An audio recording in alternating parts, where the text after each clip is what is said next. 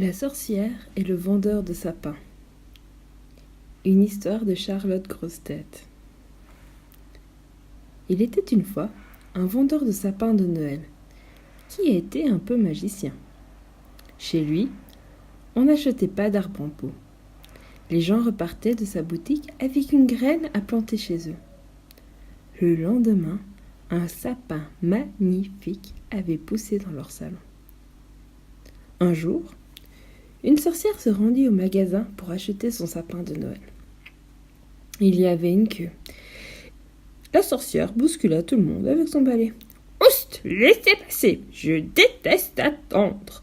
Vendeur, je veux un sapin et que ça saute. » Avec un sourire moqueur, le vendeur alla chercher une graine dans ses sacs.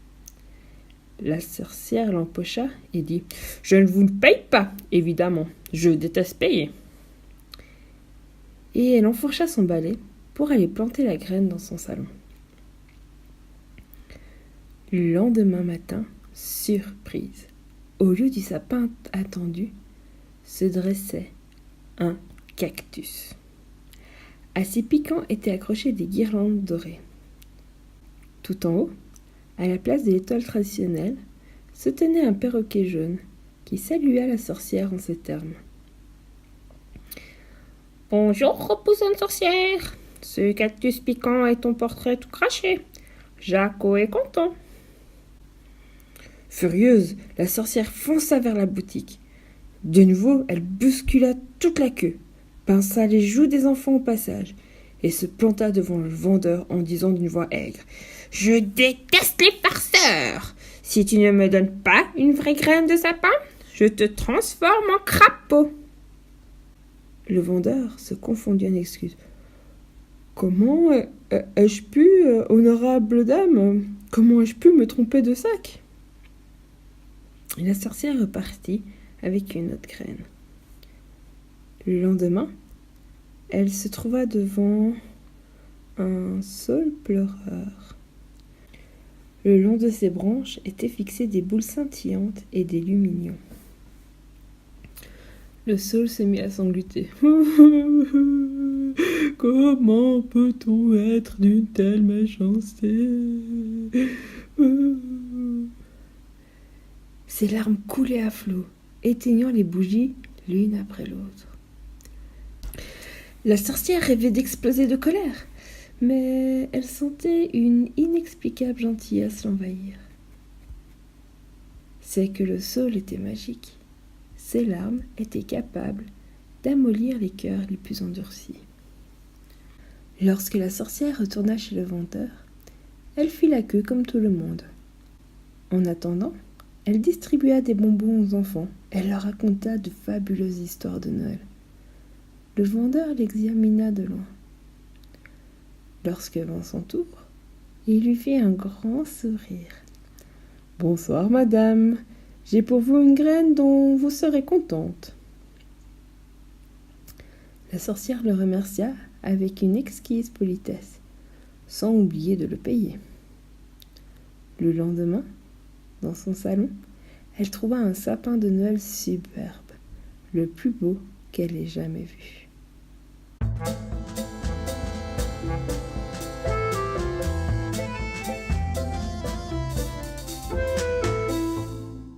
Étrelle. Une histoire d'Émilie Julie Charbonnier. Par une belle nuit d'été, naquit un petit renne.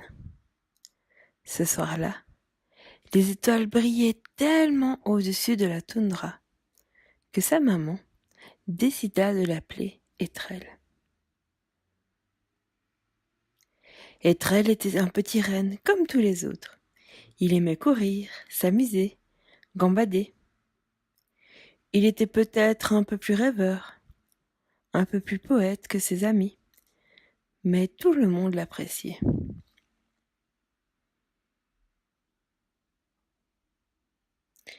Il était un renne et, plus tard, il porterait de jolis bois sur la tête, comme ceux de son père. Tout allait donc bien au pays des rennes, jusqu'au jour où les bois d'étrelles commencèrent à pousser. Au début, personne ne se rendit compte de rien, mais bientôt, on s'aperçut que quelque chose était différent. À l'école des reines, tout le monde se mit à se moquer d'étrelles. Contrairement à ses petits camarades, dont les bois poussaient semblables à ceux de leur père, ceux d'étrelles poussaient en forme d'étoile. Tous les soirs, il rentrait chez lui en larmes. Sa maman le consolait en lui affirmant que la différence était une force et qu'un jour il serait heureux de son apparence. Pourtant, face à l'incompréhension générale, elle décida de lui acheter un bonnet avec lequel il se coiffa et qu'il ne quitta plus jamais. Les années passèrent et Étrelle devint un solide reine. Ses parents étaient fiers de lui. Il restait pourtant souvent de longues heures seul avec son bonnet. Il ne le quittait jamais, à tel point que tout le monde avait pris l'habitude de le nommer couvre-chef. Une nuit sans lune, alors qu'il ramassait du bois, son bonnet restait accroché à une branche basse. Et aussitôt, il vit clair, comme en plein jour. Surpris, il reprit le chemin du retour. Derrière la fenêtre, sa mère le vit arriver. N'attendant pas qu'il rentre, elle ouvrit la fenêtre et elle se mit à crier. « Étrelle, Étrelle, regarde-toi » Troublé, Étrelle se précipita à l'intérieur. Il se plaça aussitôt devant un miroir. Mais il ne vit rien du tout. Heureusement, sa maman, qui, comme toutes les mamans, avait tout compris, éteignit les lumières. Et la pièce resta éclairée. Au-dessus de la tête d'Étrelle, ces deux bois en forme d'étoile scintillaient de mille feux. C'était merveilleux. Des larmes de joie et de ravissement coulaient sur les joues d'Étrelle et de ses parents.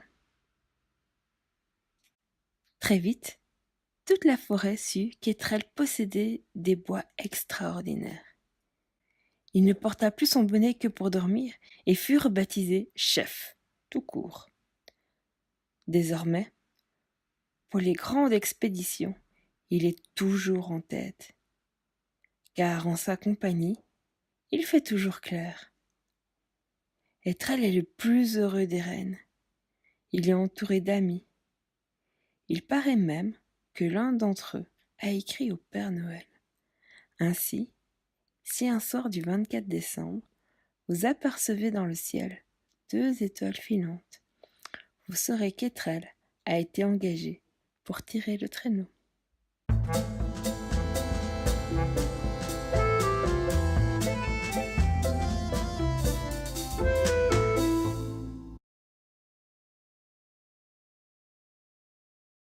C'est fini.